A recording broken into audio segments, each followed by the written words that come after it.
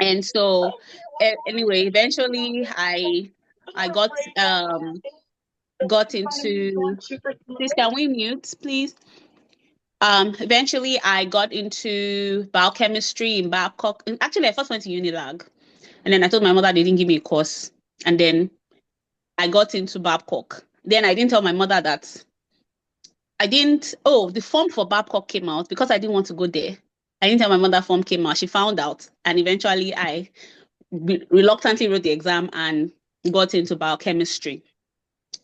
And so in my first semester, I'd already was processing coming to the US. And so I came to the US with a major in pre-med. Now, I was supposed to be a biology major. Then I got here. A friend of mine was already here, and she called me and said, "Hey, look, I know you want to do medicine," because she also wanted to do medicine, but she said, "I think you should try nursing first." She said, because our parents cannot send us money for medical school. And so I took her advice and I switched to nursing in my first semester. So really, that's how nursing was birthed. I didn't know about nursing before I came to the US. So, and then I changed to nursing and started. So I was like, okay, it will be a good experience. So I did the nursing. And in my head, everybody has calculation. By the time I finish nursing, I would go to med school and then, get into residency. So I already planned. So I had all these dreams and all this stuff I was going to do. But, life in America is tough.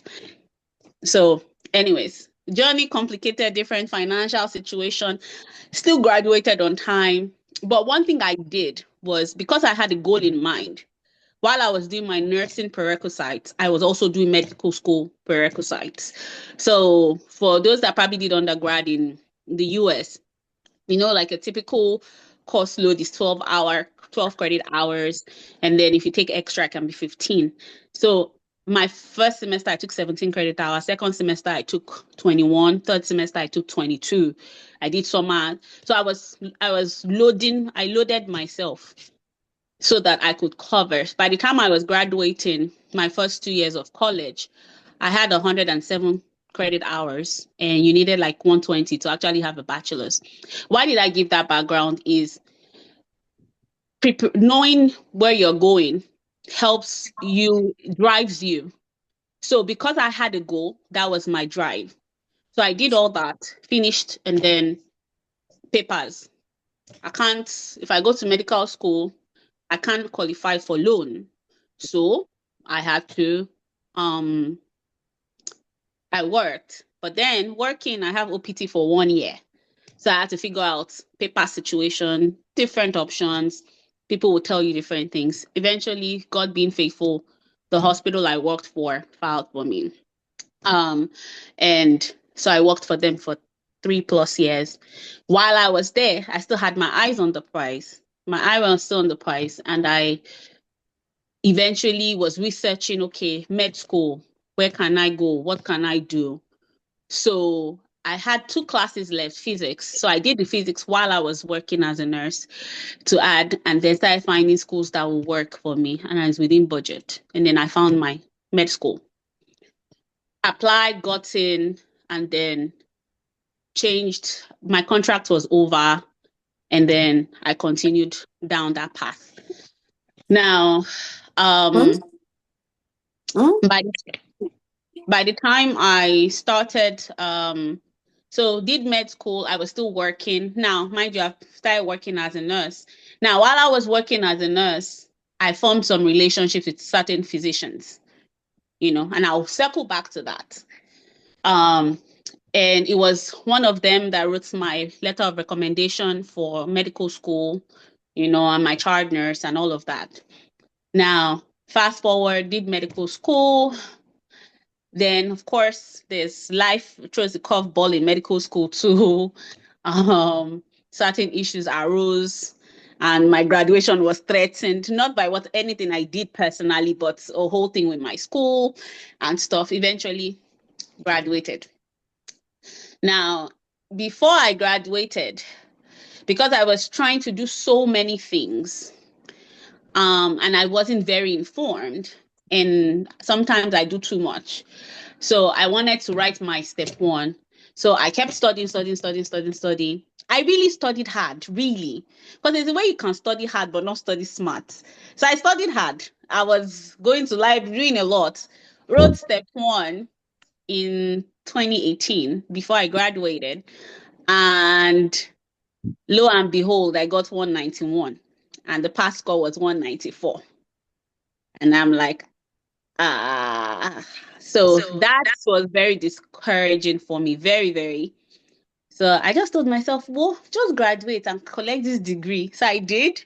And then I went back to nursing. Now, it's a blessing and it's a curse because I had a cushion. So at that point, I went back to my familiar and I was like, let me go and work. So I buried myself in work. And then I went back to work. At the same time, I said, okay, since I have failed, what is the next thing? Then I said, let me get a master's. So a doctor I worked with told me, a neurosurgeon told me to get a master's. And he said, he told me not to get in public health. He said, get in business. So I was going to do business, but I was too lazy. So I went with MHA. I can't remember. I think the MBA was asking me to pay one extra money, and I was like, I don't have extra money to give. So I did MHA, which is the business of healthcare. And for me, I was like, well, it's the business of healthcare I want to understand. Anyways, so that's how I pursued my master's. Now, while I was doing that, I also I now volunteered. Yes. Then I said, okay, they say research. I don't like research. I do not like publication. I don't like anything. I'm very lazy when it comes to certain things. But I said, okay. Then I found a plug in NIH that was in my church. And he plugged me and then I volunteered at NIH. Now, my very lazy self, looking back, I would have done some things differently. But not I wasn't it wasn't that I was lazy really. Well, I didn't like research, but you go for what you want. But I was working 3 jobs at the same time, trying to volunteer as well, do my masters, and also study for boards. I was doing so much.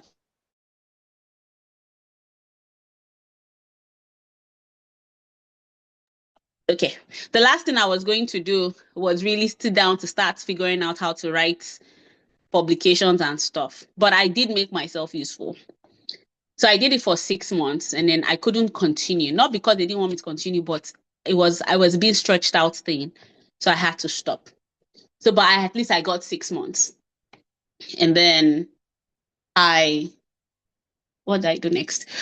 And so that was 2018, 2019. Then I got married. And then then the following year, COVID hit. So I told myself, okay, we'll finish this. I'm going to study, do my boards. 2020 is the year. I'm going to apply for residency and I'm going to get it. And then COVID struck. So COVID struck. I decided to go and make money. I said, oh, I'll be working and I'll be studying. I was deceiving myself because I was working long hours. COVID was hard. So there was no way. Like book was behind, like was even far from it. So now that's 2020. So I worked for a few months in 2020, at least more than half a year. I shall worked. Then I took a break. So in that break, I then studied for step one again. And then I wrote step one and passed. So I'm like, now that's revived ginger, right? I'm like, okay, 2021 is the year. Travel work was coming, COVID work was still coming, so I'm carrying COVID. I'm like, this money, and then I said, oh, don't worry, we'll do it. I'll just do 3 months, 3 months on to 6 months, 6 months on to 1 year. Long and short was exam did not happen. And of course, if I don't do exam, I can't apply for residency. So that didn't happen. So 2022, I then, had the baby. And then in between having the baby and all of that, I decided that I was going to write the exam, which I did. And thanks to God, passed. And then, so now, my another mistake And I'm sharing all this so that you can see that everybody in their journey has made stupid decisions or not so smart decisions that you may think like, oh my God, this is going to hurt, hurt you and stuff. Now, in 2021, one of the best things that happened in my pursuit for money, I went to work at a particular hospital, and I met a wonderful, fantastic physician who was in our first year of residency at the time, named Dr. Hawa Abu. And being myself, I went to introduce myself to her. And I was like, and then I was very quick because I was like, let me quickly let this lady know, what I want to do. And I told her, and then she introduced me to Joey's, and Dr. Joey made an exception and added me to the group. Now, so I started coming to the meetings and I was hearing stuff and, just keeping it at the back of my mind, but still pursuing money, going and stuff. Dr. Awa would, keep asking me, how's it going, and encouraging me and all of that. And she's like, I know it's tough. And I remember even when I was pregnant, she was, she will talk to me. She even sent gifts for my daughter and all of that. And so fast forward, I wrote step 2. Now, I just had a baby and all of that. Had to do some back and forth to even write the exam. Now, I wrote the exam and I was trying to meet up with applying that cycle. Many things I did not do. I joined the interview prep group, which never kicked off. We created a group, but we never met once. I never got anybody to review my CV or my personal statement. Now, mind you, I was in Joey's. So mind you, I've already been in Joey's at least 1 whole year. I didn't get anybody to review my CV. I didn't get anybody to review my personal statement. I used Gbazgbos from, what I've heard here and there and said, what's important is I'm going to apply and God will take control. Yes, will take control, but, you still have to do your own part, So I did the exam. I was like, I've passed it, or I'll put it. Then in my mind, I'm like, with my nursing background, they just see my CV like this. They should send me interview. Anyways, I'm sure you already know from where this is going that I did not receive not one interview, and spent money and all of that. And now at this point, I didn't see anything wrong with what I've done so far, because in my mind, I've worked very hard, and rightfully so. Fast forward to March. Of course, I knew that I did not get interviews, so obviously it's so bright. So I was still faithing it that there's nothing God cannot do. That isn't on me. Then that's when I don't know how much I serve and things like that. So March came, and I remember before then, Dr. Adedoyin was was one of the admins for Joey's then. And I remember reaching out to him and saying, hey, I'm trying to prepare for soap and stuff like that, and could he send me CV? Now, mind you, I'd never seen anybody's CV before that. I just used my nursing. I used my resume from nursing, the way I used to apply for jobs. That's what I used for my ERAS, just so you know how nonsense it was. And then he sends me his CV. Sorry, I will speak Yoruba and then interpret. I put my hand on my head and say, yay, my village people finally got me. I said, what is this nonsense I submitted? I said, then I reached out to Dr. Zoe. And then I said, I did help. There's no way. I said, and by that time, I'd been coming to Joey's meetings and stuff. So even me, I told myself, I won't give myself an interview. Now, anyone that knows me will know, that I'm very candid with myself. I tell myself the truth. I'm very candid with myself. I can abuse myself quick. And I said, what we would do. So Dr. Zoe introduced me to somebody. Then she had marched into residence, but she hadn't started. And she reviewed my CV, made some changes for a small fee at that time, and reviewed my personal statement. So I used that. But unfortunately, during SOAP, your application is locked. So you are stuck with using the same CV. I think you can change your personal statement, but you're stuck with your CV. So if that CV didn't get me an interview during the regular season, it sure ain't gonna get me an interview during SOAP. And so I did not get an interview during SOAP. Now I was up all day, all night. My eyes were popping and all of that. I had a baby's breastfeeding. It was just a mess. But one thing I would say I took from that, a lesson I learned from that was now I had experience. And I remember Dr. Adedoyin then telling me, he said, this happened not exactly like me, but his own journey too. He applied the previous cycle and he didn't match, but it shows it's giving you experience. Now you have the upper hand than somebody else that is coming fresh into the application next cycle. So you know what not to do and what to do to get yourself ready. And so I still didn't give up. So SOAP finished, I kept sending applications and I registered with the residency match or something like that. I can't remember. And new programs, I kept sending out applications. Then I got an interview in May for a family medicine program in South Carolina. And lo and behold, I have not been practicing interviews. So I was going to work a miracle in 2 weeks to practice this interview. At this time, I was studying for step 3. I said I was going to start studying for step 3. So I put in my emails then that, I'm working on writing step 3. And then I did this interview.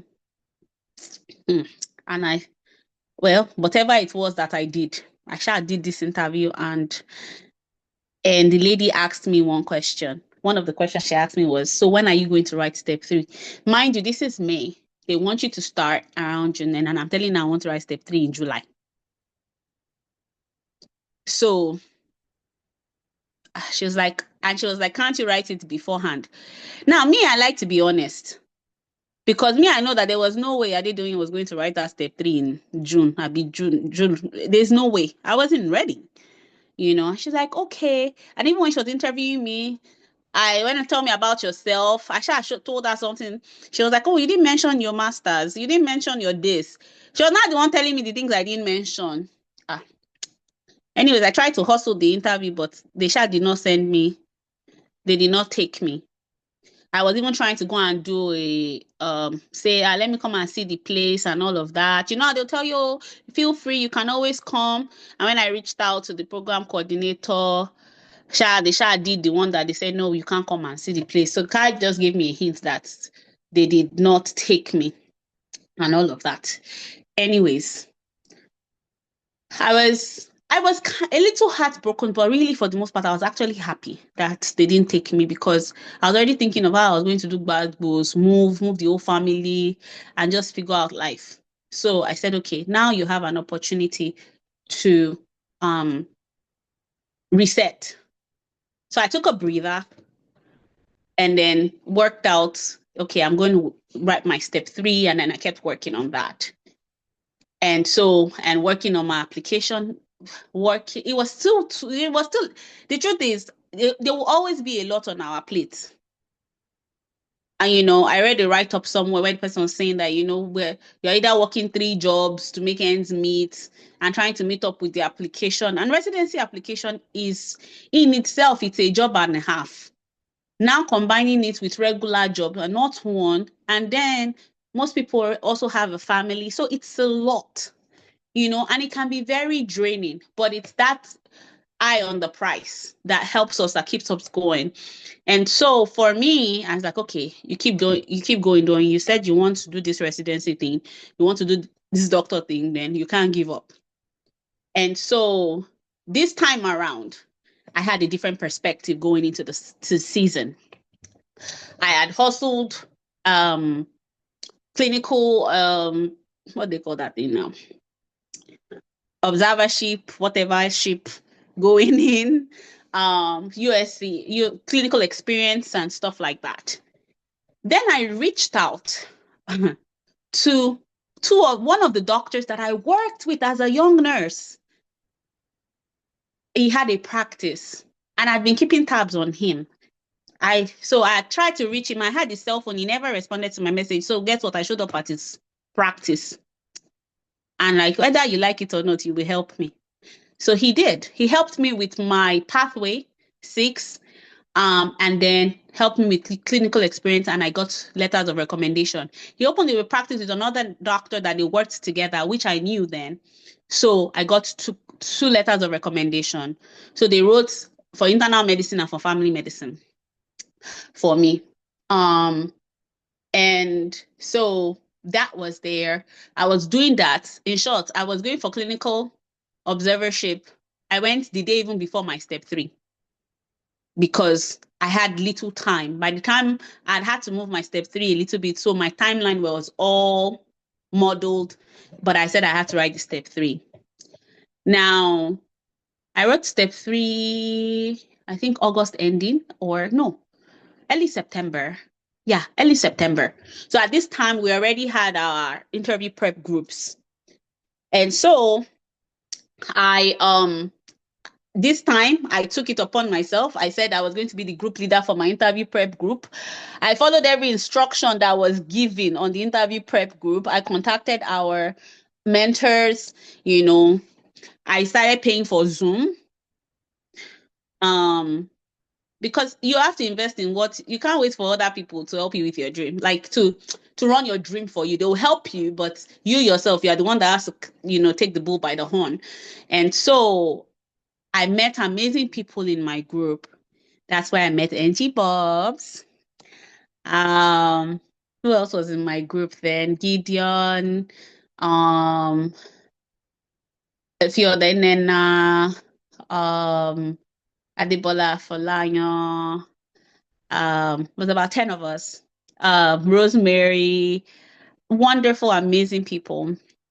And so we started. And our first meeting. So, and I'm saying all these stories so that and everybody can take a piece. Is don't trivialize any point in your journey, because God can use any little thing on any big thing to change the trajectory of your journey.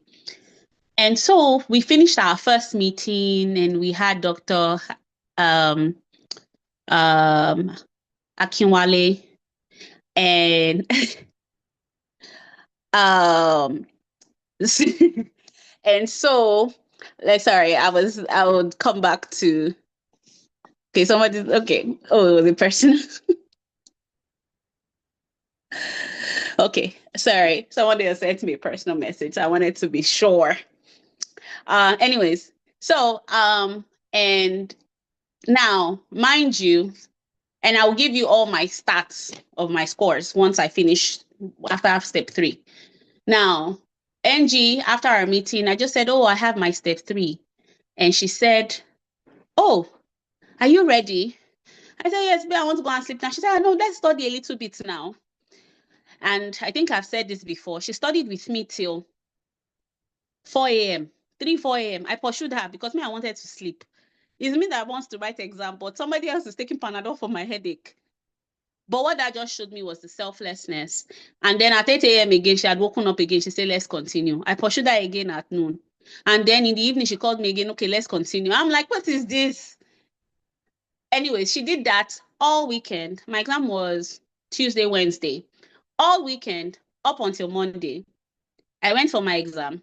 My first day, I came back. She said, "We are asleep for 1 hour." Woke me up again. We studied till night for me to go for day 2. I say it, she doesn't want to hear it. I personally feel that boot camp she had with me, I call it boot camp, was what pushed me to passing my step 3. I probably would have failed step 3. And I remember while I was writing my day 1, and I was like, "Oh my God," I started freaking out. And I called her. I was freaking out. I said, "Oh my God, this exam is hard. I can't remember everything." And she's like, "Dodomi, calm down." And I said, I call her Auntie Me. I said, "Auntie Me." She said, "Dodomi, calm down. You know this thing. You're good." and that was just something I needed. And I went back in, finished my exam. And when I left that exam, I left on a 50-50. I just said, God, I just want to pass. And thankfully, I passed. Now, statistics. Step 1, failed first attempt. Second attempt, I got 212. Step 2, I got 222. Step 3, there was someone had connected me with, and they told me, okay, your steps scores are not great. I need you to get 230s on your step 3. I said, I will try my best. And then I reversed the number and I got 203. So I said, I said, Lord have mercy. In the midst of that, I went for one Project IMG event in New York. That's where I met Celestine. And I remember meeting, is it Conrad Fisher? And I remember him saying I should get 230 something, I'll be 240 something on step 3. As I just saw my score like this, first of all, I don't even want to go to New York. I don't want to go to that program, but there's no point. And so it came to, let's apply. Application, now, please don't be like me. Sometimes I can be a scattered brain, but scattered brain that kind of has a little plan. And because I had just so much going on, my timeline were moved. My personal statement was okay, but I wasn't comfortable with it. And I remember that I kept sending it out to people to help me review. And please, if you ask 10 people to help you review, I didn't understand then. Is now people are busy. Residency is hard. Do you understand? So not because people don't want to help. It's just that their hands are also very tied. So don't be upset with them. At the same time, be grateful to those that are able to respond. And everybody has different strengths. So eventually one of the residents I sent it to happened to work at a hospital that I work at, and he just saw me in the hallway. This was ERAS application submission was today. Let's say tomorrow, for example. I can't remember. Or download. And then it was like, oh yeah, I've been meaning to talk to you about your personal statement. It's too generic. Yeah, I've saw so many people's personal statements, even those that matched in my program and stuff. Even everybody from India, everybody worked in sick bay, everybody this. It's your story, not doubting it, but don't forget that there are a lot of people that have the same kind of background. So all your stories start to sound the same. So you have to say something that stands out. Now, I've heard that before, but I didn't know how to go about that. So I asked him one question. I said, and some people don't feel comfortable sharing their CV or personal statement, and you can't be mad at them. It's just their personal conviction, or what's the word? Everybody's different. I really don't care, right? But also, some people they've been stabbed before in the back, or somebody has plagiarized their stuff, and nobody wants that. So I asked him and I said, hey, what did you do differently? And then he told me, oh, I started with my love for soccer, playing soccer, and not just the real soccer, the game. I said, tell me more. And then he told me how he wrote it and then he tied it to medicine. I said, aha. So now I have to go think about what is unique about me that I can tie to medicine. So I started thinking, and then I said, oh, I MC, right? This is unique. I don't think there'll be a lot of applicants that MC and will put this in their story, right? So I said, okay, but how would I put it? So now, mind you, I said, download this tomorrow, right? So I shouldn't be thinking about changing my personal statement last minute, because I have to overhaul my personal statement. So I just went home. This time, I had not had time to really look for programs like that. So I'm reaching out to Angie. I said, Angie, please send me a list of the programs that he applied to, because I'm tired. I had some programs, but I was just tired because it's draining. you're going. And then she sent me a list. So that night I pulled an all-nighter. So now, mind you, we're already on download day. This is Wednesday. I've not submitted my application. So I'm now putting myself under pressure. So I think application download day, I think I submitted my application on Thursday night into Friday morning, 2 days after. Because I was like, I would rather submit a good application than submit a shabby one. Anyways, I rewrote my personal statement on that Thursday. And I did something that wasn't normal. I started my personal statement with mic check 1, 2, the sound of something, something, something, something. Mic check 1, 2, it wasn't ChatGPT that came up with it. I came up with it because I wanted something that was an opening. Now, I did use ChatGPT with my ideas, but I came up with it. And so I submitted. By the time I submitted, another blunder I committed. And I'm mentioning all these mistakes I made so that somebody here would not be discouraged and can see that everybody makes mistakes, but God will always show up for us. Then I submitted my applications to my top programs. I wanted to stay in Maryland. I lived in Maryland. I've lived in Maryland for over 15 years. So I wanted to stay in Maryland. I worked for a big health system. I worked for MedStar Health. So I'm like, they have a big internal medicine program. I pushed, I wanted to be there. So I applied to all the programs in Maryland except Johns Hopkins and University of Maryland downtown because I said I was not wasting my money. And I applied. And because I was so tired, I kept hearing, go and sleep, wake up and do this thing. I said, no, I want to apply. I applied. Then in the morning, I woke up and I'm like, wait first. Something just made me go check. I uploaded my family medicine letter of recommendation for internal medicine. I added that and they were and I applied to all my top programs. So all the programs in Maryland I wanted to go to, I sent both internal medicine and family medicine letter of recommendation to them. So I shot myself in the foot. And I said, great. And I remember calling Angie. I said, hey, what's it father? Get me. Oh, my village people have finally gotten me. And she was like, Dodomi, don't worry. It's going to be okay. I said, that's what you say. I said, who will give me interview like this and stuff like that. Anyways, I kept applying and just had faith. So after the application was in, I said, okay, what's next? Interview prep. Now, remember, I already had that experience in May. And please feel free to stop me at any point. I'm getting to the end of the story. But I then had the group. My group was meeting, but we were not very consistent. If our mentor didn't show up, we didn't show up. So one day, before NG Bobs, Dr. Hawa said, she just called, how far doing? How's it going?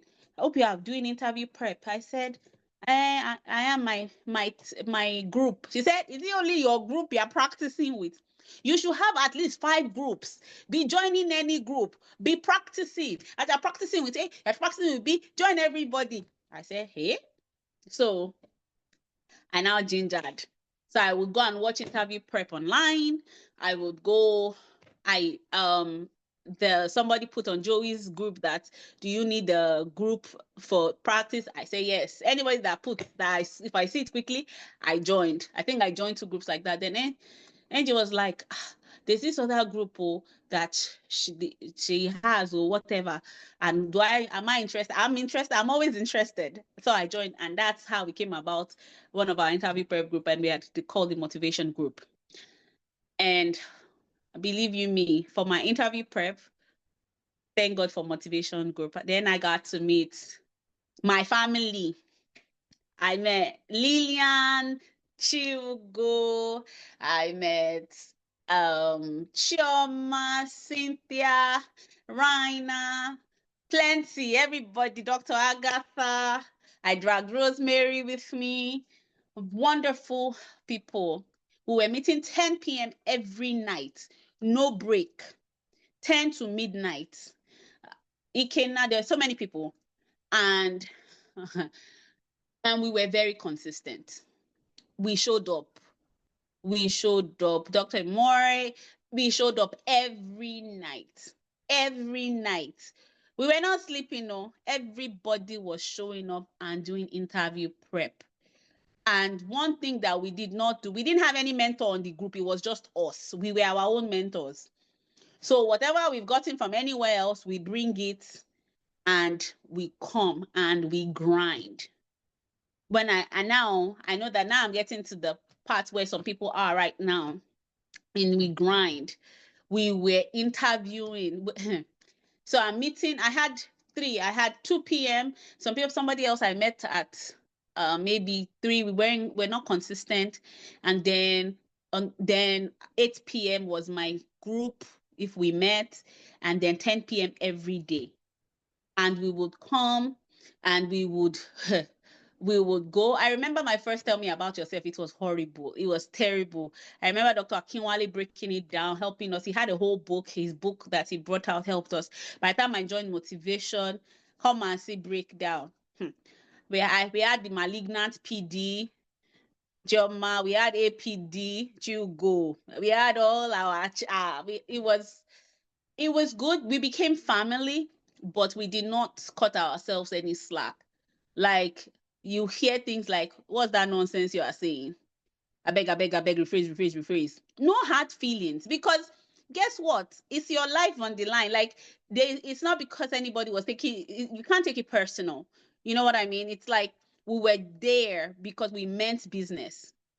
And my drive was, and my mantra was, it was either to match or to match. So for every group I was in, I changed our DP. I printed out the match email thing that you have matched. I changed the dates to our match dates and put it there. In short, I changed for my own personal one, I changed the name to my name.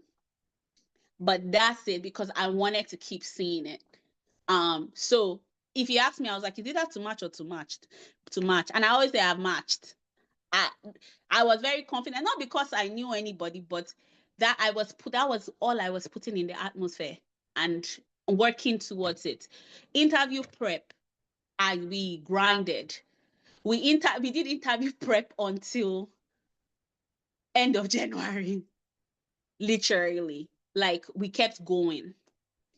And then people started having interviews. And I remember, so then we started tailoring interviews to, okay, as your interviews are coming and stuff like that. And we showed up for everyone. So even though if you're done with your interviews, everybody was still showing up. You can't be selfish. And everybody showed up. And I remember, before my first interview, I was a nervous wreck. Like, I think my first interview, I had not joined Motivation, and I was with Chilgo, and I don't even join them. So I just joined them randomly and say, hi, I have an interview this afternoon. The way everybody, Sadiq Adebeshi, IB as well. That was IB's group. And I remember IB, and they were like, oh my God, okay, you have interview now. And everybody just focused on me that morning / afternoon and just gave me their all. And guess what? The things that we talked about was what I went over in my interview that day. So I did all that, and then we continued. And I'm going to cut it short so that we can continue this thing. But we finished that, and then we match, by the end of the season, not the end of the season, by the time it was like, okay, it was NRMP locked, blah, blah, blah, other rank, other list, and all of that. We then shut down our interview season. And then we prayed together. We fasted and we prayed together. And then we did for March week. And for the most part, about 80% of us, 80 to 90% of us matched in that our group. So, and Oh, my program. I'd applied to my program, didn't even know I knew someone there. Eventually found out I knew somebody there. Um, Helped me with my interview, getting an interview. However, I will say this. Now, just because somebody opens the door, you are the one that has to walk through it. So he got me an interview, but I had to perform at the interview. So I got to the interview. I interviewed with the PD, the APD, one PGY, one resident at the time, and the GME director. And by the end of my interview, because we had prepared so well, my interview, I'm not going to lie to you, I would say that was one of my best interviews. Like it was almost like I was at my motivation group interview prep, the way it was going, the conversation. And then because you will learn different skills of how to just, they will ask you questions out of the blue and you just come up with stuff. You remember somebody else's story and join it with your story and make it your own story. You, because you practice, comes very natural. um and I remember before the end of my interview with my DME director, she's like, please, I want you to come for the second look. And she's like, you know what? I said, oh, I was even still telling her, let me ask my husband, And she said, don't worry, you can let me know, but I'm gonna book your hotel right now. Mind you, she didn't even realize I knew the person that I knew. And I didn't mention even his name at all. After the interview, my friend was faculty in the program. He went to our office and then he saw my picture on her screen. And he asked, oh, did you just interview? He's like, yeah, oh my God, I really love her. I really want her to come to this program. And that was when he then said, oh, do you not remember her? She's the one I told you to give an interview. She's like, oh my God, she didn't even say anything. Now, you see that it wasn't, he opened the door. I had to walk through it. Imagine if I wasn't ready with my interview prep. And so, to the glory of God, matched into that program. I ranked them number one because I told my friend I was going to rank them number one. And he told them, I said I was going to rank them number one. So, of course, obviously, I couldn't change. I had another interview in New Jersey that was closer to Maryland. But since I told them I was going to rank them number one, I ranked them number one because I didn't want to close the door for somebody else that's going to come behind me. So if you give your word, then you have to stay true to your word. And that's what I did. And here we are. So lessons from my story, there are lots of current turns in all of us, our story. My story is not your story. Your story is not my story. All our stories are unique and meaningful. Is embrace your story, embrace your journey, right? And make the most out of it. I matched into a program with attempt, low step 1 score, average step 2 score, barely passing step 3. Now, what is it that I did differently from my first application? Because that's very important to know, right? Is from my previous application, I worked on my CV.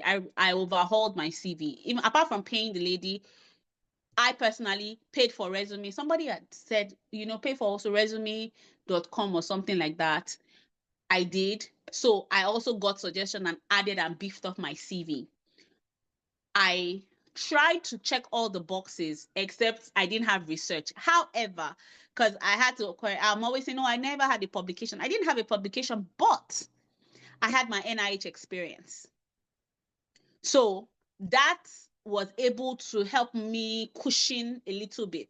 Now, I knew I wasn't going to be applying to like university program that is all about research because it's going to shoot me in the foot. So I was very focused on community programs. Then, what else did I change? Of course, I told you about my personal statement. Then my interview prep. You can do all this work and flunk your interview and it will go down to waste. Sometimes we undermine the importance of interview prep. I cannot overemphasize this interview prep. find people that are very strong. I had a good community. I love my community, love them to pieces because they were the ones. They were the ones. They pushed me. They pushed me. They stretched me. They brought out the things that I didn't know that was in me.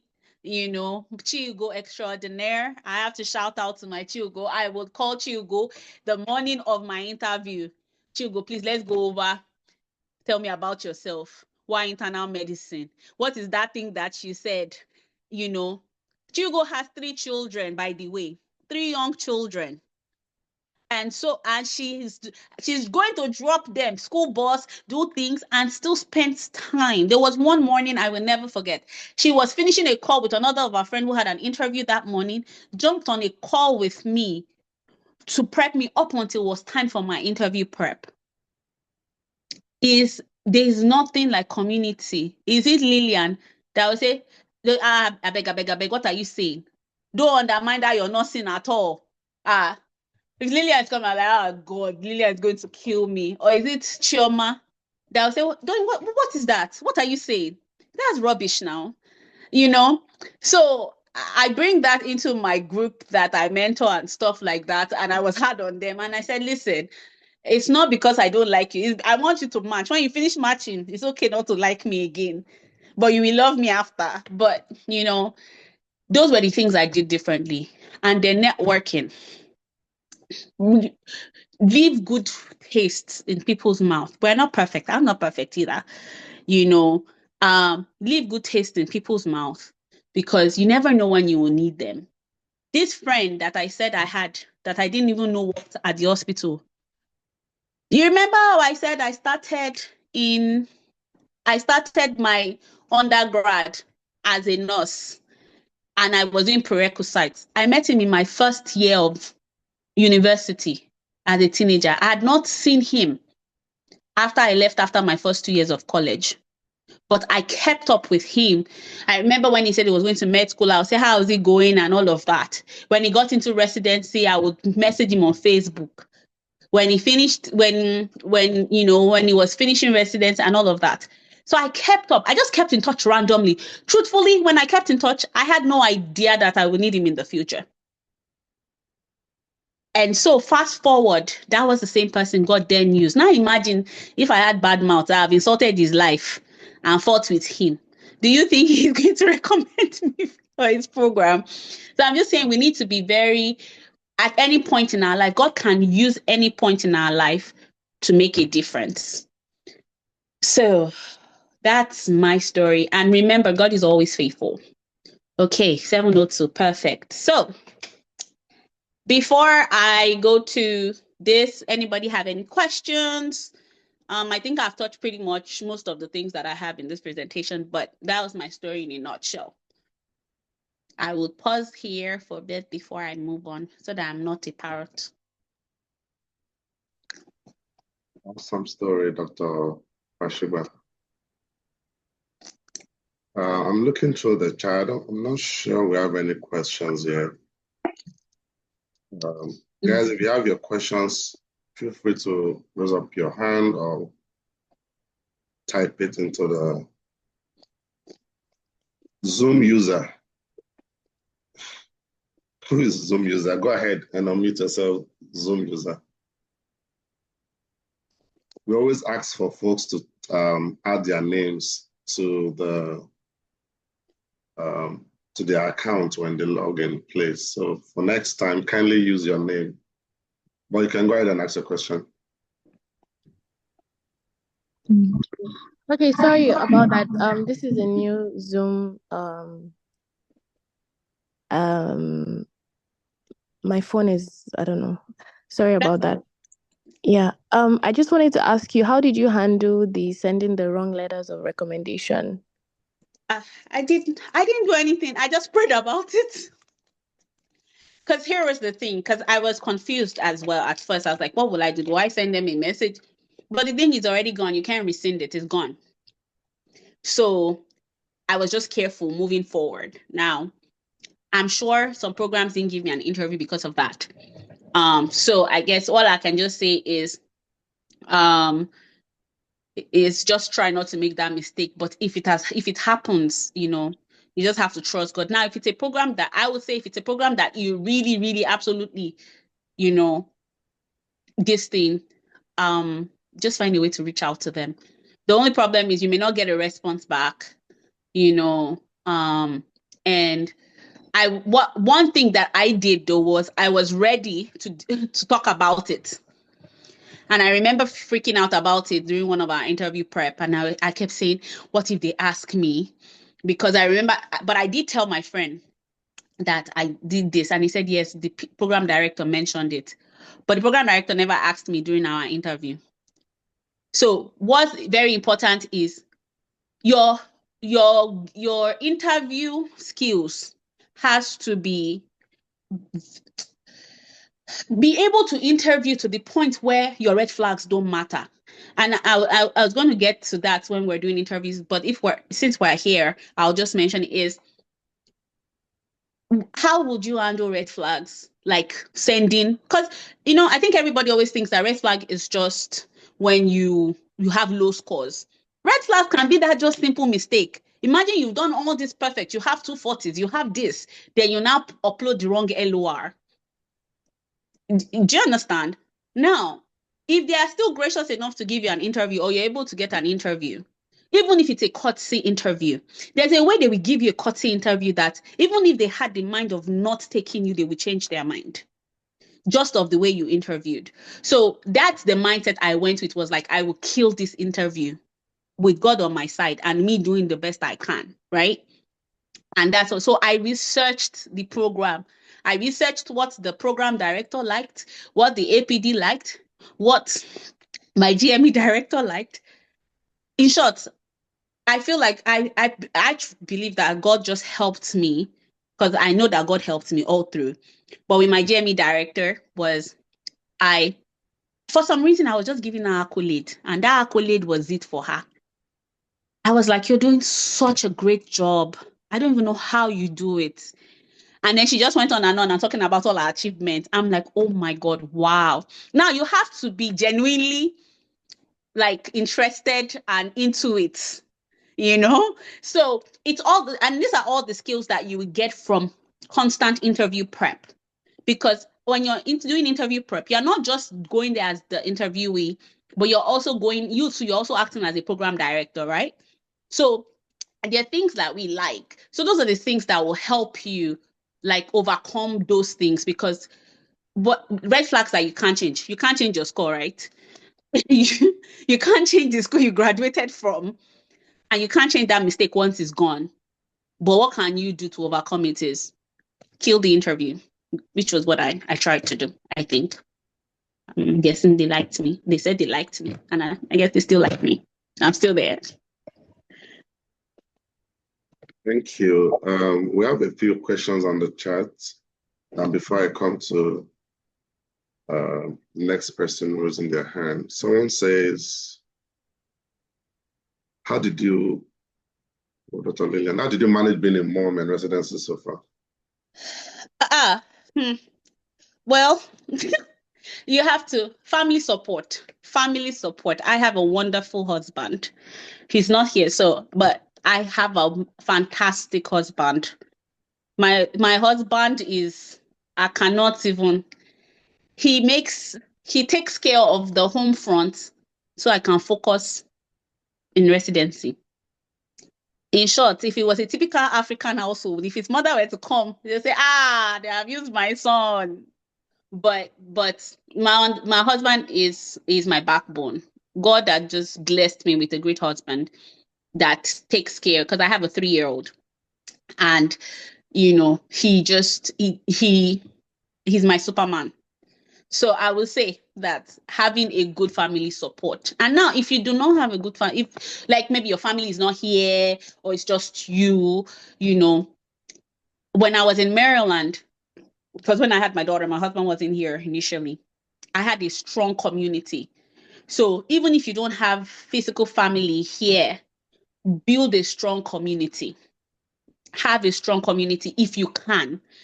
I'm a church girl, so most of my community were church folks, like when I was in Maryland.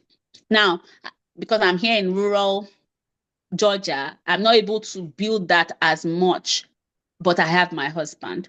So even if I didn't have my husband, my sister, I will be out there figuring out a community, because you will need support, whether it's your blood family or community family. That's support. And God helping you, especially if you're someone that has family, just pray to God that you find a program that is family friendly, because my program is a good program.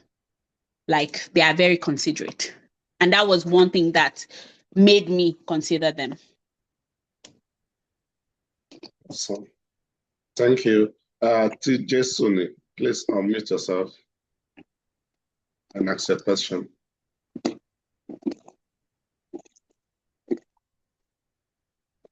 Oh, sorry about that. That was before the first question I asked.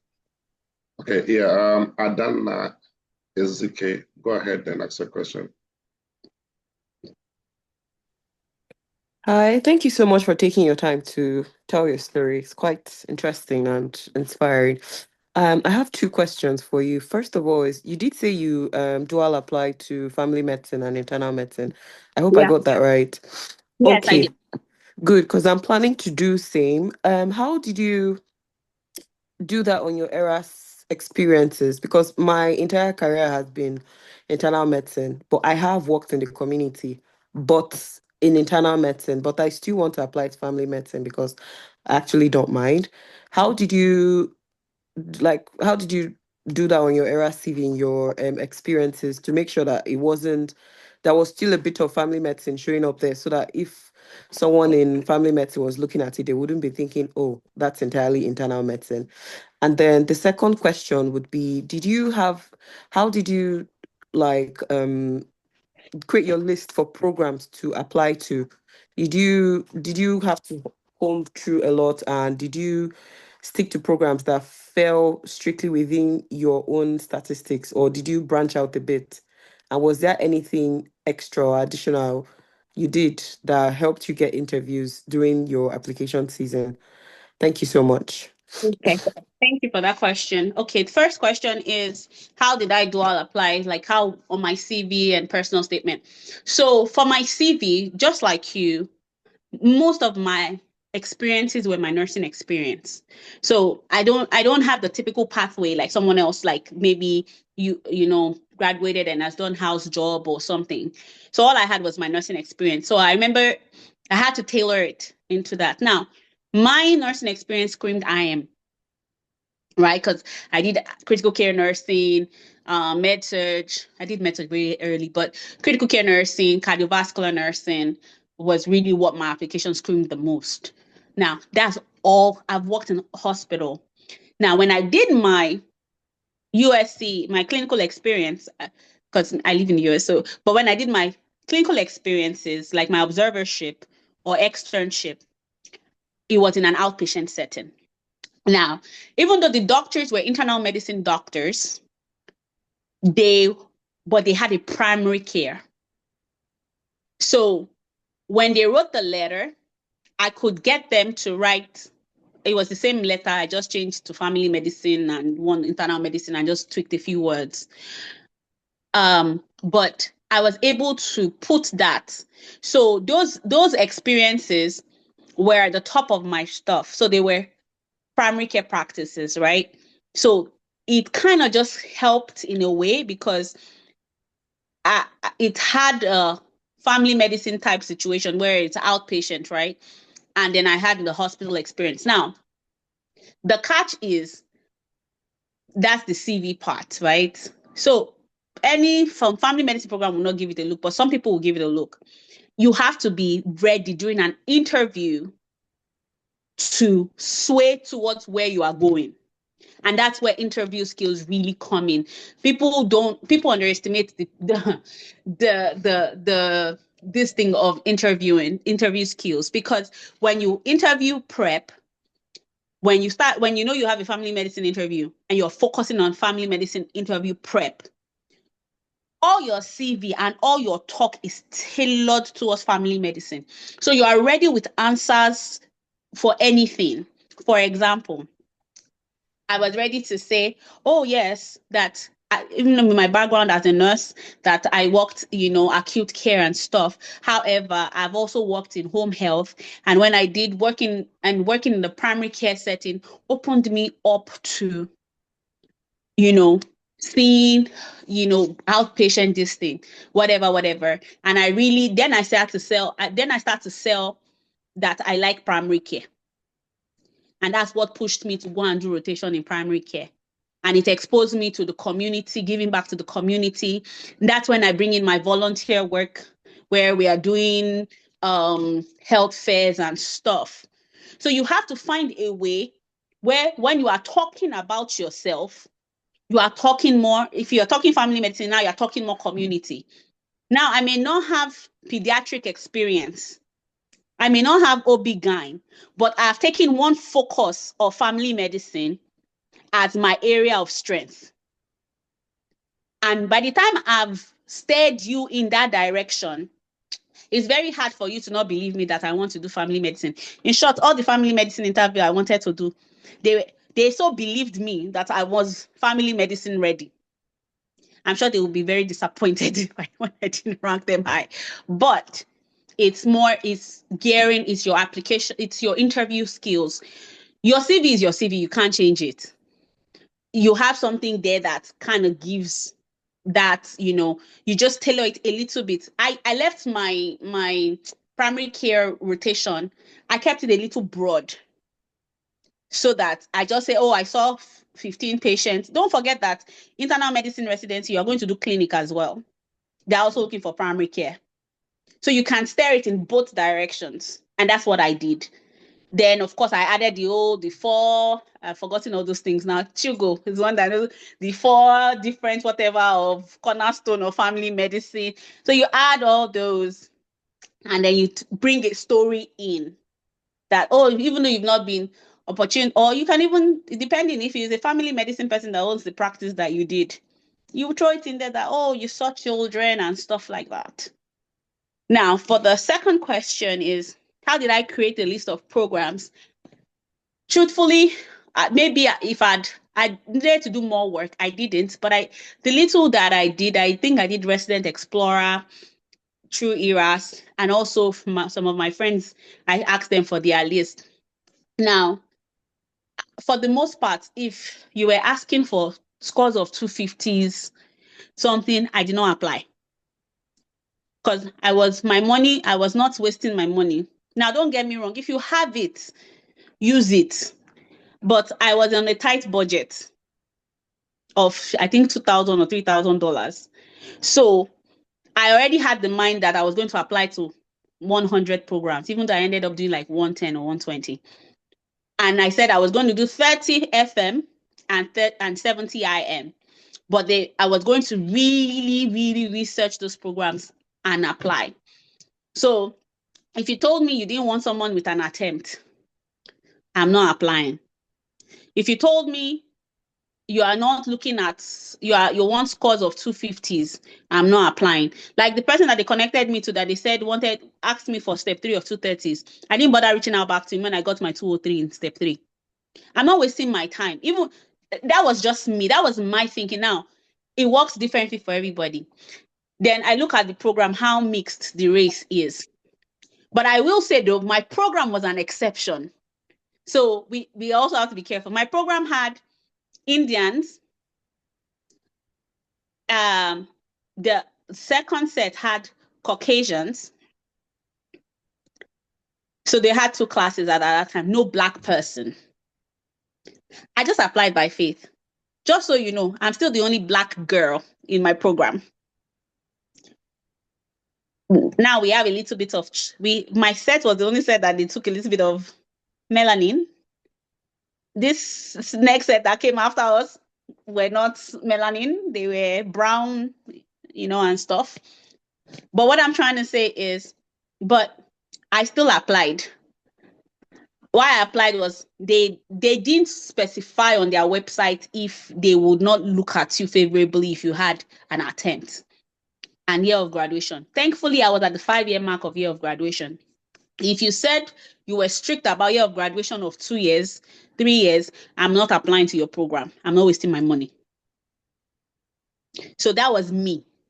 And this was because I did it the previous year. And then I heard people's stories and kind of just weighed in and streamlined that way. So for family medicine programs, I also looked at programs that kind of worked in my favor. And I got family medicine interviews. And I didn't get a whole lot like some of my regular chiefs. I only got like 6 or 7 interviews. But I'm grateful to God for it. I feel like, and I don't feel my application was top notch. So imagine if it was top notch, you definitely get more. I hope I answered your question. Yes, you do. Thank you very much. Welcome.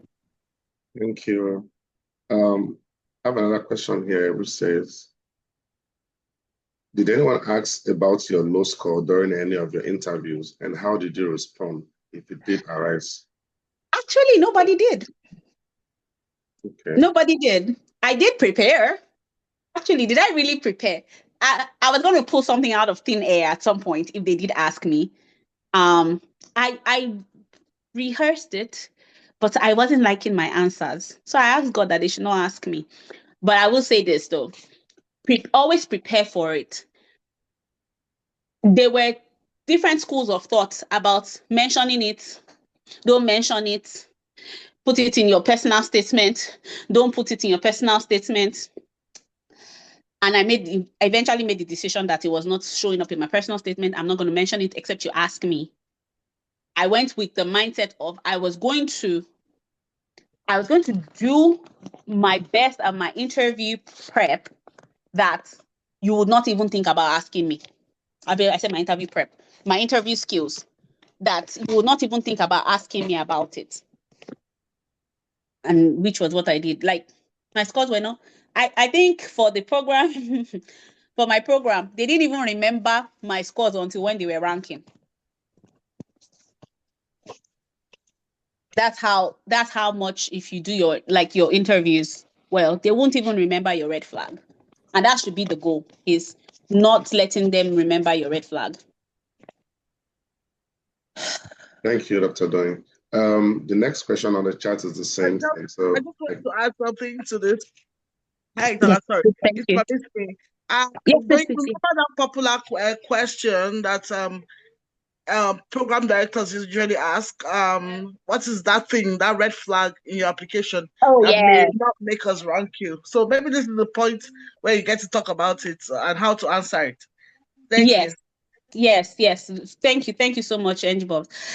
That's a good that's a good question. That's a good comment. Sorry. That's that point. We did practice that part. Now, I would just say when you're practicing it, you have to be very careful, because what you say may make or break your all the good work you have done. I really did not want to talk about it because you have to be careful that you're not giving excuses for your mistake. You want to make sure, there's a whole thing you have to follow is, first of all, you have to acknowledge that it was your mistake. It's either you have to acknowledge you did not prepare well, something happened, but you still own it. You own it, then you have to talk about what you have done since and what you are continuing to do. And then what most people now forget is you have to now circle back. After you've said all that, you have to now sell yourself. Oh. You can't just stop there. Oh. But so far, for example, I'll be like, well, so far, I have overcome that. I have done X, Y, Z. That's when this is your achievement. I am very hardworking and a team player. I'm very teachable. That's why you now summarize all your attributes. And I've grown since then, even with my clinical experiences, learned so much and gleaned so much from the physicians I've worked with, learned of ways to improve myself, and I keep improving. And I'm looking forward to learning from the wonderful faculty members to pour into me, because as Chigo would say, I'm a sponge. I'll soak it all in, something like that. Because at the end of the day, the last thing you want to leave on their mouth is something positive, right? So you have to find a way to still turn it back and bring it back to as they're leaving.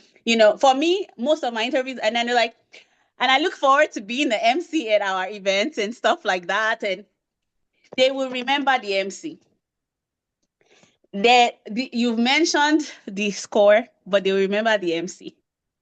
You see what I'm saying? Because now you've left them with laughing and be like, oh, she did have an attempt, but she's actually very funny. She'll be a nice addition to our program. You see what I'm saying? Yeah, we can always turn things around because sometimes the person interviewing you don't even know if they had attempts. Do you see what I'm saying? You have no idea because like now, if I'm interviewing you, you don't know me. Would you know if I had an attempt or not? Absolutely you have not. no idea. So not everybody has the perfect, but is when you talk about it is still let your personality, hopefully good, shine through. Awesome. Dr. Inquanta, please unmute yourself and ask a question. Hi, good evening. Sorry, I'm driving, so I hope it's not echoey a little bit. No, it's okay. I guess my question is, there was a question you overemphasizing the importance, you talking about the importance of interview prep can be overemphasized. So the question I was asked, one of their residents asked me, because I also have a nursing background, right? Currently, I'm working as a nurse practitioner now, but then I was a registered nurse. And he was like, oh, you have been working as a nurse. Can you still remember how to work as a physician? In my mind, I was like, what kind of question is this? Right? So how would you approach a question like that? So personally, I'm a little rusty, but I'm gonna try. So I'm like, let me see. There are different ways that you can approach that question. Now, because I'm working as a nurse and I was doing my clinical, I have fresh clinical experience, right? Doing observership. I'll be like, actually, the funny thing is I just switch hats because I've been currently doing clinical externships. So I actually am working with the physician and working as a physician during my observerships, and my regular job I still work as a nurse. However, I use my experience as a learning physician when I work as a nurse, and that helps me help my patient better and understand the orders and following the orders of the doctors I work with. But the funny thing is sometimes I have to remind myself to switch hats. And that's something I know maybe a little bit of will be fun for me by the time I'm switching and starting residency. But I really look forward and I enjoy being a physician, and I'm looking forward to it. And obviously, I'm going to learn a lot from my wonderful seniors who's going to teach me how to be a great physician. Okay. Thank you so much. You're welcome. At the end of the day is you just have to learn to, at the end of the day, throw it back to them and help their head swell small. Is I will learn from you. You will teach me. Yeah. I'm learning now.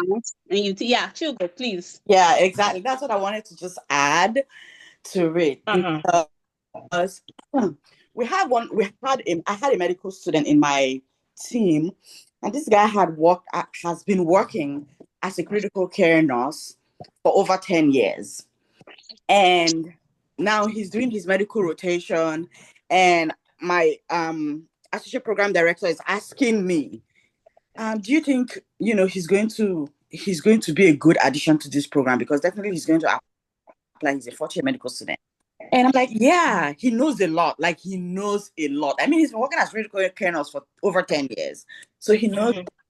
But my APD's fear is, will he be teachable? Exactly. So that is something you want to address when you're answering that question.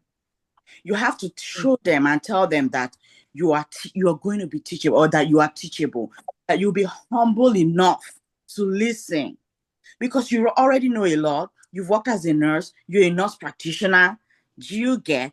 And your attending or even your seniors are probably like maybe 2 years or 3 years on the job, you know. So they just want to know that you are teachable and that you'll be humble enough to learn. That's the important thing, you know, when you're trying to answer that question. So, Absolutely. Yeah. Oh, go ahead. Oh, sorry. Go ahead. I wanted to add to it, but go ahead. You're going to say something. yeah, so I guess try, because honestly, like I said, that was such a difficult question for me to answer. So instead of like emphasizing so much about the nursing experience, just relate it to the physician and leave it at that, right? So, like Lillian always tells me, and Shema then will say, your nursing experience is your selling point. Because that, at least for me, because I didn't work as a physician before, it's my selling point. But I also knew at the back of my mind that there's a bias against nurses because we have over-sabi nurses.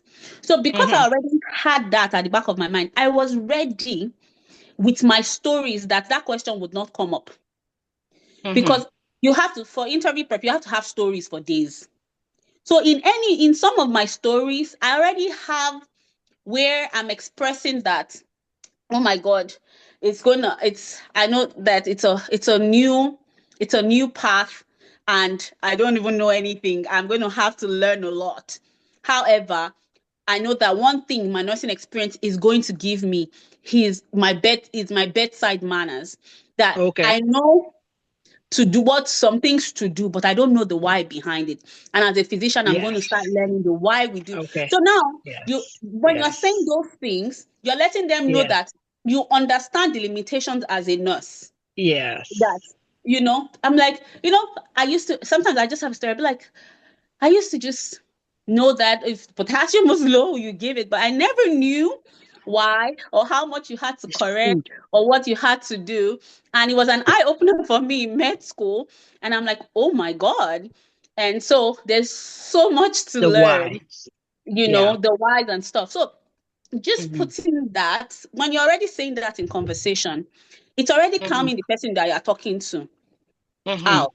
So how you present your experience can either make somebody be like, whoa, or be like, this one she's going to use the positives for it. And trust me, I'm always saying, oh my God, I don't even know. Oh my God, I don't even know. It's not true. I know, but I have to dumb it down to help somebody else's ego. Because at the end of the day, you want to match. When we finish matching, we cannot be showing who has more, and of course, you're still going to be humble when you match, right? Yeah, of course. Right. But you just know that it will personally help you with your practice. And you just, and that's how I painted it. I feel like helps me be a better clinician because I understand the patients better. I can understand how to relate with the nurses. That's the angle I always come from is, yes, the medical knowledge may not be all that, but one of the things I've learned from nursing is how I know that it will help me in how I relate with the nursing skills. Staff. Yeah, and then multidisciplinary team, how to relate with multidisciplinary team and all of that, because you have to deal with case managers, so you're just saying all that will help you understand the flow of things. Okay, thank you so much. I do appreciate it. Thank you, Dr. Adedoyin, again. I think for the next 3 questions here on the charts, you already answered them, which is it has to do with you adding your gap here, adding your flags. Adding red flags in personal statements or impactful experience. I already said you went with the. And so Paula, I'll look at it and just summarize real quick. I didn't have a gap. So gap year, my understanding of gap year is medical school.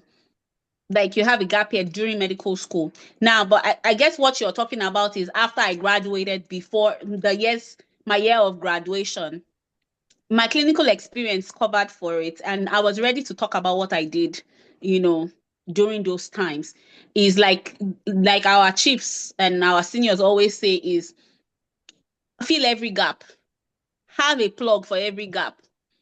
Like you have been out of school for 5 years or 10 years, maybe you didn't work for 2 years, fill it up with something. Whether you are volunteering in church, you are volunteering. On my CV, I had that I was HOD of Leadership Institute. I made it into something and entered my CV because it's something. It's just how you package it, because it shows that you have leadership skills. You team building, team playing. I came up with policy and procedure manual, things like that to help people become better leaders. So you have to package your experience. It doesn't always have to be all clinical. And another thing I learned was your experience, they don't just want all clinical. Your non-clinical experiences relating to maybe community, leadership, other aspects of life also matters. Then I think I already talked about impactful. I already talked about the red flag, like Tola Can I said. say something? Sorry. Yes, Yone, yes, please. Okay, thank you so much. You're really addressing everything so well. So about the CV, building your CV, actually, the thing that really makes you stand out are the non-medical things. Non-medical things. I remember somebody I was talking to, and the person was applying EM, and the person was trying to describe that he was serving in a restaurant in downtown New York, very busy restaurant. And he was able to, fast pace, taking orders and satisfying customers. He used that and kind of, engaged people. He said that at the end of the month, he got like the employee of the month 2 times in a row, working in that restaurant, waiting and all that. He worked sometimes at night, and he would like rush to catch the train. He painted a picture of fitting into a fast-paced environment. And that is what these people will remember. That, this person waited, this person already like prepared himself for being in a fast-paced setting. So remember that is what will make you stand out. If you all this like research, like trying to say, you in medical school, you did this one, you scored this one, you are. I mean, I see a lot of people like repeating what they did in their what their CV says exactly in their personal statement. Like, okay, you did things in medical school, they are all boring, people reading this thing, remember they have done this over and over. Every year they take like 1,000 people review their applications. Think about things that you have done that is outside the box, that they'll remember you for. Things that are non-clinical, like she said, is what makes you stand out. Just make sure you understand that. Thank you so much, Yone. Very, very true. Very, very true on point. Like my personal statement, at least in 2 of my interview or 3 of my interview, my personal statement was mentioned. I told you I changed my personal statement on the day I was submitting my application. And it came up. I didn't even get anybody to review the personal statement. I was so tired. After I just submitted it. It's so true. Like you said, your non-clinical experience, because those things, it talks about your character. So it helps portray. So I'm not saying your clinical achievements are not what they are, but they want to also see another side of it. Because remember, like she said, 1,000 applicants. What makes you stand out? Don't forget that after I became a resident, I'm now beginning to understand what part of the headaches of program directors is. You don't want a problem. You don't want problem children in your residency that will be stressing you and be giving you headache and giving you gray hair. So you're looking for all those other aspects because you may look good on paper and in person F9. So, and they have to try and figure that out during this interview, like that they're interviewing you. So that's where all these non-clinical things come in. Real quick, somebody had a question. Dr. Ade had the question about, excuse me, did you get a question about change of profession from nursing? How did I manage that? And then the other one I'll answer. I did. Oh, I think almost every interview. It comes in different forms. Oh, so what made you make the change from nursing to medicine? And I was always prepared for it. And I always had different forms with the same answer. Medicine was, being a physician was always the goal, but I wanted to get hands-on experience in the hospital setting, and nursing was one of the pathway, and I'm very grateful I did it because, and for Dr. Umkwota, right? I think that was one of the ways when they asked that. That's when I also kind of let them see that how my nursing experience helped me solidify why I wanted to be a physician, and helps them not now, start thinking maybe this one will not be teachable. And then how would you advise someone with previous training in other specialty going to a new specialty like previous surgery, now going to IM? I'm not a what is it called in this particular one? Angie Bobs.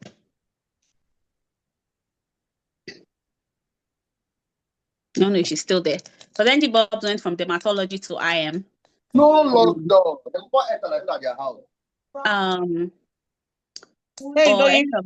Yes. Sorry, I thought I was trying to unmute. What was the question? Sorry.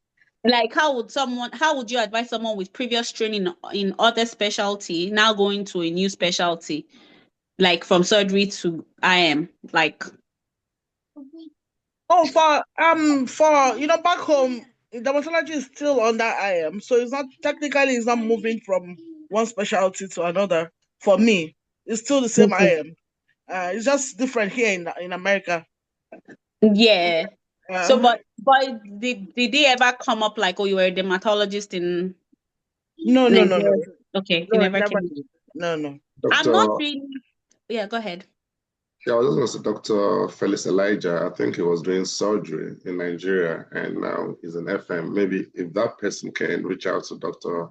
Elijah. I don't know if he's but from what I know, I've probably heard in the past on this platform is you have to have a solid story. All of this always goes to your story. You have to have either come up with a shocking story of something that you encountered that changed your trajectory. Now, we know maybe peradventure perhaps is because you relocated to the US and getting into surgery is not that easy. And that's why you're already tired of surgery or something. Now, of course, we can't go telling them that. So you have to come up with a story that you will make your own as to what shockingly made you switch, from surgery to IM. Surgery to FM is sellable because you still do procedures. And you can just say, as much as you like surgery and procedures, but you actually miss the interaction, one-to-one interaction with patients. You enjoyed something happened. You have to have a story, Sha, and then that kind of just made you switch, specialty, something like that. But I hope that helps a little bit. Yeah, the thing Doyin said about having a story is important. I read somebody telling his story about switching from, he was an ophthalmologist in his home country, then came and marched into IM. So he wrote along this thing how he sold himself. You have to have a story that is relatable and is convincing as well, because you can't just join a rectangle into a round hole. So he came up with this, a day that they had a patient show up in the ER who was shouting that he has blurring of vision and how he was on call. how he was able to diagnose, like, is it maybe central retinal area occlusion, and that was how they followed up with an imaging, found out this patient had a CVA, that was life-threatening, and then he later helped, and they called neurosurgery and then helped the guy, and the guy didn't lose sight, didn't prevented blindness. You see how he managed to merge his expertise and his experience, as that he will be so helpful in internal medicine. That any kind of any kind of presentation that will have to do with there are so many things in IM that will also present as an ophthalmology, maybe so he will be helpful in making diagnosis or checking, using the ophthalmoscope, even teaching the other residents how to do it. So this is how he sold himself as being very critical. I need you guys, and you guys need me as well. So that is the way you have to think about it. Try to find a connection between the specialty you are in, and example, if you want to apply IM now, then how it will suit IM or how it will suit FM or whatever. So let them know how you would come in, what benefits you will bring, how they will need you, and how will you also learn from them. So is a kind of packaging, and make sure you think about it through, and that's where practicing interview and learning how to do all that matters. Thank you. Absolutely. Thank you so much, Ione. Let me just add something. There is an intern in my program who was a surgery resident and did a year of surgery. I mean, two people, not one. One did vascular surgery for 3 years in Duke and left. The other one did general surgery for a year and decided to leave and then come back to do family medicine. Something else, I mean, I spoke to the girl person and she was really honest. She was like, you know what, when I started doing general surgery and I did surgery for a year, I just knew it's not for me. Like, I cannot be a surgeon. This is not the life I want to live. I have a family, I have kids, and I know that this is not what I want to do. And that was what she has been saying from the beginning, and she matched. So something again is, you can use family life and say, I think I did this, but I don't think it's well suited for me. This is not where I see myself. Everybody knows that surgery is really hard in the US. Surgeons are generally very tough people to deal with. So I think that's another aspect as well that you can talk about. And she's an IMG actually. And just remember that I'm always very hi Mary. I'm always very what's it called? What's the word when it comes to mentioning family? It's half and half. Family medicine programs, they're very family friendly. Now, some IM programs are family friendly, but some people, they don't, they will laugh with you in front of you and say they are family friendly, but behind the back, they can use it against you. So I'll just say, let's just be cautious, when we're mentioning family, you can mention it, but don't make, and I know it's an example Mary was saying, because that's what the person is saying is, it's there. Remember, use it, but use it well. Where they're not now using it as it's a crutch, that this one that has family, would they be able to do their work well? So just make sure you've interviewed well, that even when you mention family, it's not a big deal. Let me quickly answer Nadra. If that's okay with you, Tola. Yes, go ahead. After that, I would like to call on Dr. Elvis. He wants to say something. Chief, my chief, let my chief speak. Okay, please. Dr. Elvis, please go ahead. Thank you very much. First of all, a very great story, doing very encouraging story. And also thank you very much, Chiogo. I was very impressed that Chiogo had played a very important role in your story. Chiogo, I remember her very well. I hope she still remembers. I present the phallic. Yeah, so great story from everyone. I just wanted to point out a few things really quickly. I'll just be touching on very few things. I hope I don't take so much time, but I hope that this is actually very important. Part of the reasons I joined today's meeting also is because I've also gotten some messages from some people on LinkedIn wanting me to do a bit of review. I'm sorry, at this point, I'm currently doing fellowship interviews as I speak. So, but I felt that for those people I could not reach personally, maybe I could just use this avenue to just talk to them and see how that actually impacts them before they submit the application by the end of September. So let me start by talking about the person who talked about surgery. I did surgery residency in Nigeria, and that played a role even on my fellowship personal statement. And in my interview, I had one yesterday, yes. And I was asked, when you want to actually change your story from surgery to internal medicine, it's always better if it flows. I want to do him-onc, so that's basically the fellowship I'm applying for right now.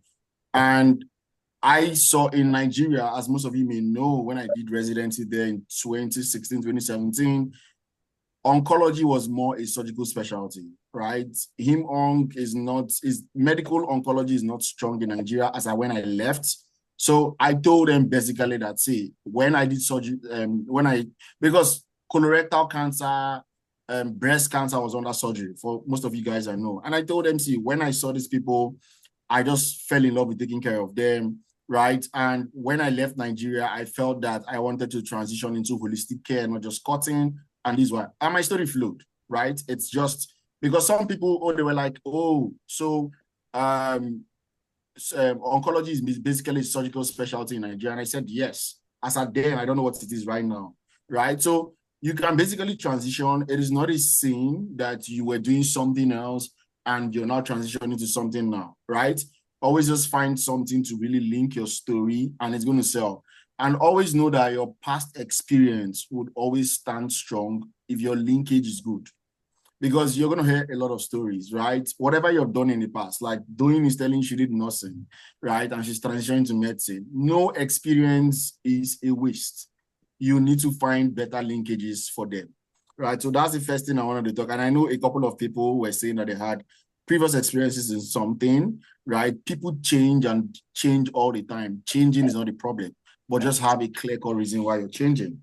Now, let me just talk about something I feel is very important. I try to be very realistic, and I'm going to tell you guys a couple of things I am seeing currently right now, along with my friends that are applying as IMGs for fellowship, and I think that that's very important. But first of all, let's talk about your CV. You're applying for internal medicine. One thing I want you people to know is every single program wants somebody that can hit the ground running. They know they're going to teach you a couple of things, most likely the EMRO, right? But no program wants to basically bring in someone that they're going to teach how to recognize that somebody has electrolyte deficiencies, right? They believe that this is something that you should have done. And so regardless of where you come from, right, your CV should show that you've had some bit of experiences, especially the people who have worked in hospitals, because I understand that some people have not had the opportunity to work in hospitals. They're just applying directly, probably out, or maybe their only experience is house job, and that's fine. But if you've worked in hospitals, these are the key things that must be in your CV. Number one, what kind of setting have you worked under? Acute, chronic, clinic settings, critical care. Those things must be reflected under your job description. Number two is if you've also been consulted, right? Especially in internal medicine, other services, they consult you. Because I'm saying this because when you come into internal medicine in the United States, these are the things you'll be doing, right? I think usually in your PGY2, you primarily be the consult resident where surgery, O&G, they'll be calling you for different kind of things that their patient has. So if you've actually been a consult resident, a consult physician in your past, stating that you've done it and you've been able to interact with various departments in managing their patients. Number three, if you've ever done admissions, right? You have been an admitting resident, you've admitted patients. Show it on your CV that part of your job duties included admitting patients. It is very, very important. Number four is probably scholarly activities and teaching. A lot of us, while we're residents, we taught house officers and medical students, right? These key things must be, because the primary duties of an internal medicine resident in the United States are number one, seeing cases on the wards and in the clinics. Number two, consulting, like you're actually going to serve as a consulting resident, usually in your senior residency years. Number 3, you're going to be admitting patients. Number 4, most programs you're expected to have some form of scholarly activities, whether it is a QI project or it is presenting at some conferences or something. And of course, teaching is expected of every resident, right? To be able to teach, especially if you are applying to programs that are affiliated with medical schools. It is very, very important. Regardless of the hospital you've worked in Nigeria or outside Nigeria, these key things must be on your CV. Any other additional thing like you have, like procedural skills, that's fine. You're able to do lumbar puncture, point of care ultrasound, that's fine, you can add it. But these key things, because they want to know that you understand that these are key duties that are expected of a resident. So go back, look at your CV and find out, because I mean, some of you may have done these things, but you may have just in passing forgotten it. So just go back, look at your CV and add those things. Number 2, really quickly, or number 3, really quickly, is your most meaningful experience, right?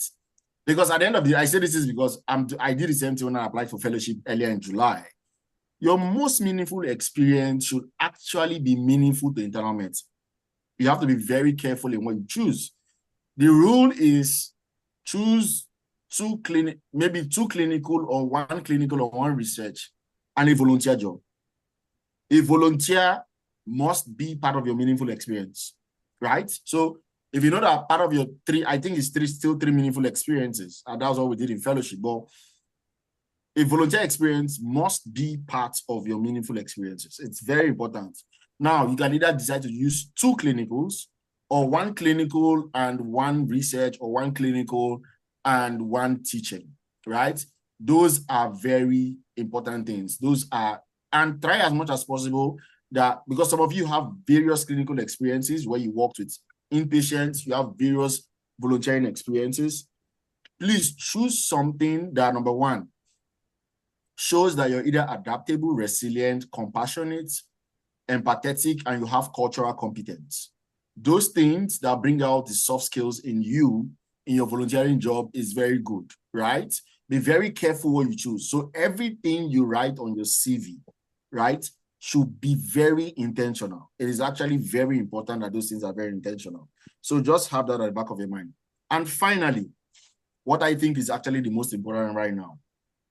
I know this is recorded, but I'll try as much as possible to frame my words very carefully. Hold on, Dr. Elvis. Shall I stop the recording and then you can talk freely and then we'll start again? Yes. Yeah, I would prefer that. All right. I would prefer that if you can. 1 second, please. So I'm not going to pause it. So I'm not actually, I'm going to pause the recording. That I already mentioned earlier. So I just wanted to hail you all. But Adedoyin, once again, thank you so much. Whatever you did to bring all these people, it looks like you're a good talker, or a smooth talker, or whatever it is. Hey, thank you so much for all the work you do. And thank you even from behind the scene for always helping. I really appreciate you. And I'll run. Thank you all. Good luck. Thanks, Dr. Joey. Thank you Oh, so okay. much. One more everyone. thing. I'm so sorry. One quick thing before before I forget. While Elvis was talking about those meaningful experiences, and he talked about 1 volunteer. One other thing too that I tell people to do, for people that did not run away from their country of birth, that at least give back, whether by way of NYSC or by doing some internship. If you have that experience, at least I feel like there's one thing you can talk about. If there's any way you can talk about whatever happening during your NYSC. If you don't know what that means, hey, then I'm not going to explain. I'm not going to explain. Or if you have that equivalent in your home country, so that from Ghana, Cameroon, I don't know if they do, but like for Nigeria, they do have that National Service Youth Service Corps. So if there's any way you can frame it where if you did anything like volunteer experience, or maybe you are the only doctor in that place, so you're able to set up maybe like substance use, or you're able to come up with a formula, or maybe you're the one that designed AI that was feeding people, whatever it is.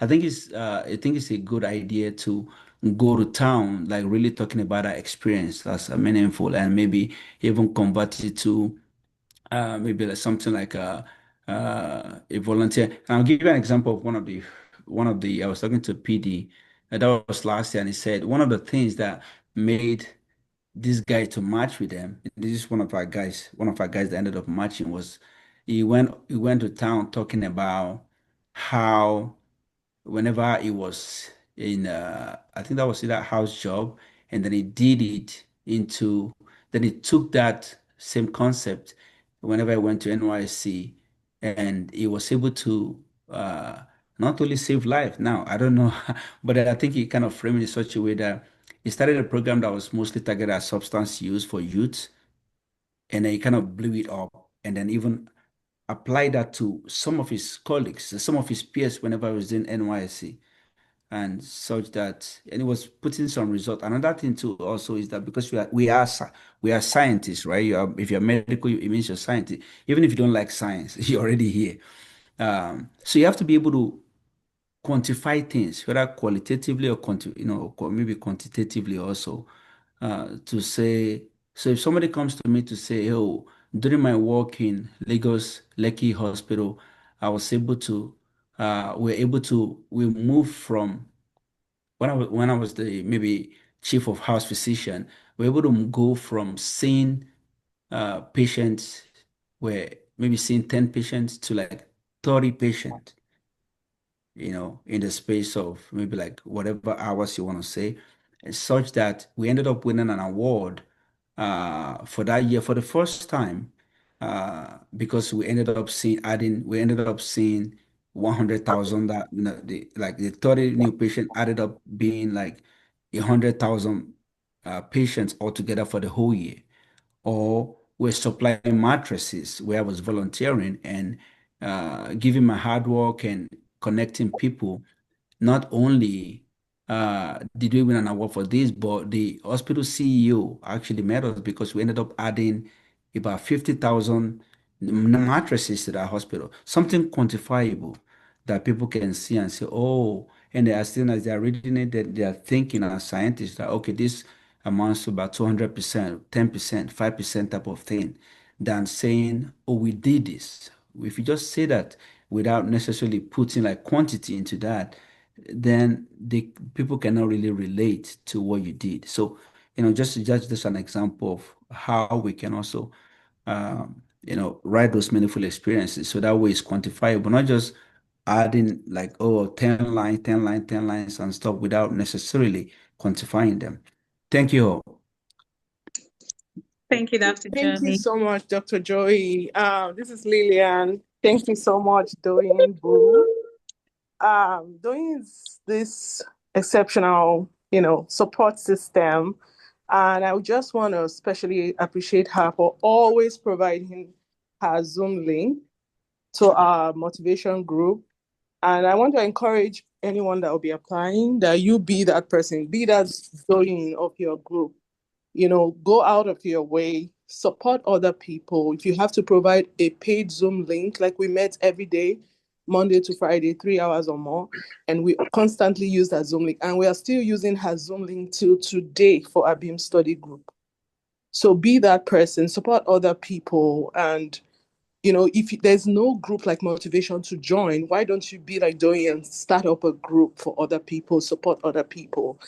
And yes, she has overemphasized the need for, a good personal statement of interview practice. But guys, give it to your peers, other people that are applying. Let them review your personal statement. Give it to people in residency that have time. Don't be angry if you send it to somebody and they don't have time to look at it. Residency is really tough.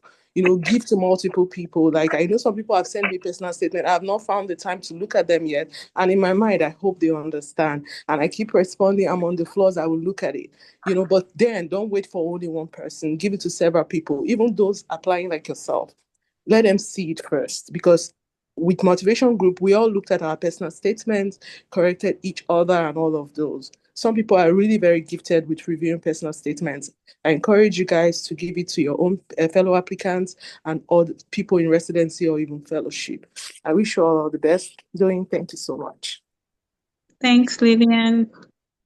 I know they were 8:14. I will give extra 15 minutes because I know that we have a few questions, and I'll just try and touch on and we'll always have another time at some point, if that's okay with you, Tola. Yeah, absolutely. Do you Okay. want me to read the questions or you can take them? Let me just scroll and just Okay. Nadra. Hi, Nadra. This is your year. I'm trusting God with you. Volunteer experiences. I don't know how many. I don't know what the application sites like, what it looks like, because they've changed from when I applied to last year. I don't know what differences, but I think in just put significant. I think I put maybe one or two. I can't remember, but I just made sure it was meaningful. And then I think you're asking how did I get med school? Did I mention how I got to med school and all of that? So some things I did not belabor in my application, but I was ready to talk about it. So sometimes when we put some of our stories in our personal statements or in our CV, it may water down because of the way we may put it or write it. But have all these stories, when we go, like now, working in the sick bay and stuff like that, now I can talk about it during the interview. Where we always come into this crossroad is, or this thing is, we want to put everything because we don't know what will be the selling point. But choose the most meaningful, the most catchy, and then prepare the others to discuss during your interviews. Because the last thing you want to do, and I think somebody mentioned it, is you don't want to be repeating your CV during your interview. They have the CV in front of them. Now you can pick things, but the last thing you want to do is repeat your CV, right? If they tell me about yourself, so I went to University of Lagos, I graduated in 2018, it's in your CV. And then, you're putting all that, like they can see that, but who is this person? Who is doing? Somebody said, how can you stand out in a virtual interview? All our interviews were virtual. This is my expression. This is me. The way I'm speaking to you now is the way I talked during my interview. This is my body language, my smile, my sad face. Huh.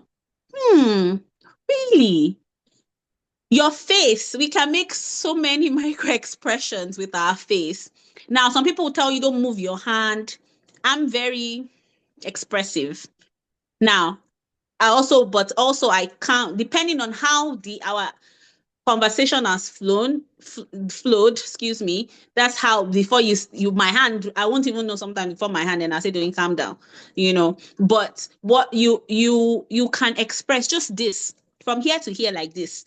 Your expression, the different, smiling when you're supposed to smile, being sad when you're supposed to be sad, having that thinking look and stuff. But the last thing you want to do is be lost.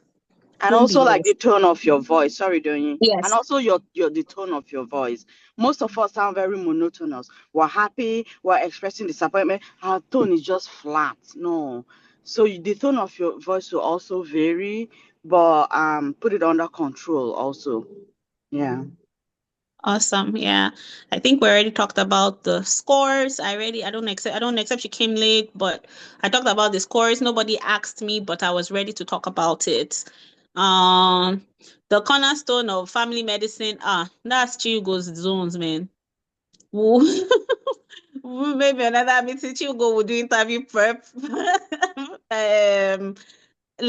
Talk. I can't even remember. I won't lie to you. After interview season, I was done. I don't know. Chugo, can you remember the 4 things of family medicine or something like that? I cannot, but when I remember, I'll like just put it on the Joey group. I cannot. Sorry about that. Somebody had here that they have gap years, like they have 4 years. So I'm guessing after they've graduated, they've just been doing research and public health. In your public health, do you interact with people or you're just behind the scenes?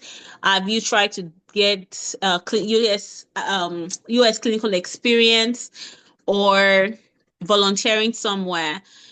While, personally, I feel like you may want to try and throw it in, get some clinical experience, but if not, you just have to be able to sell this public health. is selling. I have a phrase: you are selling market, and your market must sell. So if you are selling yourself, how are you going to make yourself sell? I'm not this thing in public health and research, but if the program, just make sure it's not a community program that are not so big. If it's a community program, focus more on your public health.